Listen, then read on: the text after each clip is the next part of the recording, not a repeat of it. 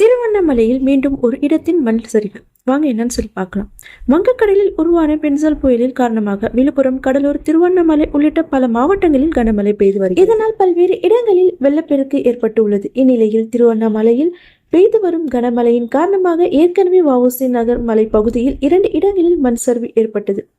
இந்நிலையில் தற்போது திருவண்ணாமலை அண்ணாமலை தென்கிழக்கு பகுதியில் சுமார் 1000 அடி அளவுக்கு மலையின் உச்சியில் இருந்து மண் சரிவு ஏற்பட்டுள்ளது. கார்த்திகை மகா தீபம் ஏற்றும் இடத்துக்கு முன்பகுதியில் இந்த மண் சரிவு ஏற்பட்டுள்ளதாக தகவல் வெளியாகி உள்ளது.